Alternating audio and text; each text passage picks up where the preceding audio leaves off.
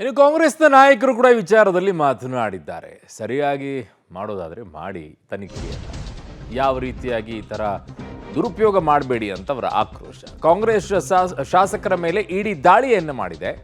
CM ಸಿದ್ದರಾಮಯ್ಯನವರು ಇದಕ್ಕೆ ಪ್ರತಿಕ್ರಿಯೆಯನ್ನ ಕೊಟ್ಟಿದ್ದಾರೆ. ಇಡಿ ಅಧಿಕಾರಿಗಳು ಯಾವುದೇ ತನಿಖೆಯನ್ನ ಮಾಡಲಿ,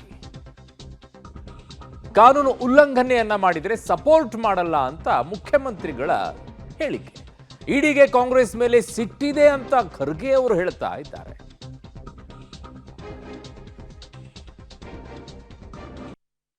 ನ್ಯಾಚುರಲಿ ಇಡಿದವ್ರು ಮಾಡಿದಾರಂದ್ರೆ ಅವರಿಗೆ ಕಾಂಗ್ರೆಸ್ ಪಾರ್ಟಿ ಮೇಲೆ ಮೊದಲಿಂದ ಸಿಟ್ಟಿದೆ ಮತ್ತು ಕಾಂಗ್ರೆಸ್ MLA-ಗಳಿಗೆ ಟಾರ್ಗೆಟ್ ಮಾಡಿ ಮಾಡ್ತಾರೆ ಅಂದರೆ ನಮ್ಮ ಪಕ್ಷವನ್ನು ಒಡೆಯೋದಕ್ಕೆ ಒಂದು ಸಂಚು ಮಾಡ್ತಾ ಇದ್ದಾರೆ.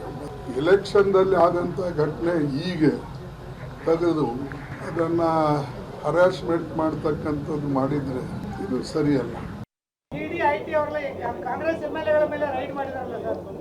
ಏನು ನಾನೇನು ಮಾಡಲಿ ಹೇಳಪ್ಪ. ಇ.ಡಿ ಅವರು ರೈಡ್ ಮಾಡಿದ್ದಾರೆ, ಅವ್ರು ಏನು ಮಾಡ್ತಾರೆ ಮಾಡಲಿ, ಕಾನೂನು ಪ್ರಕಾರವಾಗಿ ಮಾಡಲಿ ಅನ್ನೋದು ಅಷ್ಟೇ. ನಮ್ಮದು ಯಾವುದೇ ಕಾನೂನಿನ ಉಲ್ಲಂಘನೆ ಆಗಿದ್ರೆ ಅದಕ್ಕೆ ಸಪೋರ್ಟ್ ಮಾಡಲ್ಲ. ಯಾವುದೇ ಕಾನೂನಿನ ಅನುಷ್ಠಾನದಲ್ಲಿ ಅಡ್ಡಿ ಬರಲ್ಲ. ನಾನು ಟಿ ವಿಲಿ ನೋಡಿದೆ ಎಲ್ಲ ಶಾಸಕರ ಮೇಲೆ. ನನ್ನ ಪ್ರಕಾರ ಅವರು ಯಾವ ಇದಕ್ಕೂ ಸಂಬಂಧ ಇಲ್ಲ. ಯಾರೋ ಅಥವಾ ಏನೋ ಚೀಟಿ ಬರ್ಕೊಂಡಿದ್ದ ಅಂತ ಹೇಳಿ ಮಾಧ್ಯಮದಲ್ಲಿ ಬಂದಿತ್ತು.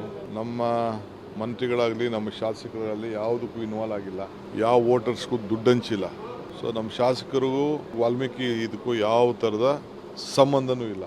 ಸೊ ವಾಲ್ಮೀಕಿ ಹಗರಣಕ್ಕೆ ಸಂಬಂಧಪಟ್ಟದ್ದು ಇರ್ಬೋದು. ನಾವು ಮಾಧ್ಯಮದಲ್ಲಿ ಕೂಡ ಅದೇ ರೀತಿ ಬರ್ತಾ ಇದೆ. ಪೂರ್ತಿ ಆಗಬೇಕು, ಆದಮೇಲೆ ಇನ್ನು ಅವ್ರು ಹೇಳ್ಬೇಕು ಶಾಸಕರು ಯಾವ ಉದ್ದೇಶಕ್ಕೆ ಆಗಿದೆ, ಏನು ಅವ್ರು ಪ್ರಶ್ನೆ ಕೇಳಿದಾರೆ, ಅವ್ರು ಹೇಳಿದ್ಮೇಲೆ ಹೇಳಲಿಕ್ಕೆ ಸಾಧ್ಯ ಆಗ್ತೈತೆ. ಯಾಕಂದರೆ ಅಲ್ಲಿ ಒಳಗಡೆ ಏನು ನಡೀತಾ ಇದೆ ಹೇಳ್ತಾ ಇದ್ದಾರೆ ಅದು ನಮ್ಗೆ ಗೊತ್ತಿಲ್ಲ. ಆದರೆ ಮೇಲ್ನೋಟಕ್ಕೆ ವಾಲ್ಮೀಕಿ ಕನೆಕ್ಟ್ ಇರ್ಬೋದು, ಅದಕ್ಕೋಸ್ಕರ ಆಗಿರ್ಬೋದು ಅಂತ ನಮ್ಮ ಊಹೆ ಇದೆ ಅಷ್ಟೇ.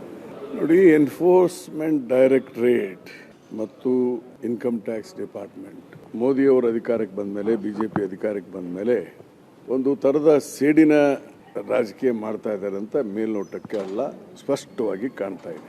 ಕೇವಲ ಕಾಂಗ್ರೆಸ್ ಪಕ್ಷಕ್ಕೆ ಸಂಬಂಧಪಟ್ಟಂಥ ಲೀಡರ್ಗಳ ಮನೆಗಳ ಮೇಲೆ ದಾಳಿ ಮಾಡೋದು ಇದು ಸರಿಯಲ್ಲ. ಮಾಡಲಿ, ದಾಳಿ ಮಾಡಿದ ಮೇಲೆ ಅದು ಎನ್ಕ್ವೈರಿ ಆಗಿದ ಮೇಲೆ ಈಗ ಇಷ್ಟು ವರ್ಷಗಳಿಂದ ಆಗ್ತಾನೆ ಬಂದಿದಾವಲ್ಲ, ಯಾರ ಮೇಲೆ ಏನು ಕ್ರಮ ತೆಗೆದುಕೊಂಡಿದ್ದಾರೆ? ಅದಕ್ಕೆ ಸುಮ್ಮನೆ ಕಾಂಗ್ರೆಸ್ ಪಕ್ಷದ ಹೆಸರನ್ನ, ಕಾಂಗ್ರೆಸ್ ಪಕ್ಷದ ಶಾಸಕರನ್ನ ನೈತಿಕತೆಯಿಂದ ಕಡಿಮೆ ಮಾಡಲಿಕ್ಕೆ ಇಂಥ ದಾಳಿಗಳನ್ನು ಮಾಡ್ತಾ ಇದ್ದಾರೆ. ಇದು ಪೂರ್ವ ನಿಯೋಜಿತವಾದಂಥದ್ದು, ಇದು ಸರಿಯಲ್ಲ.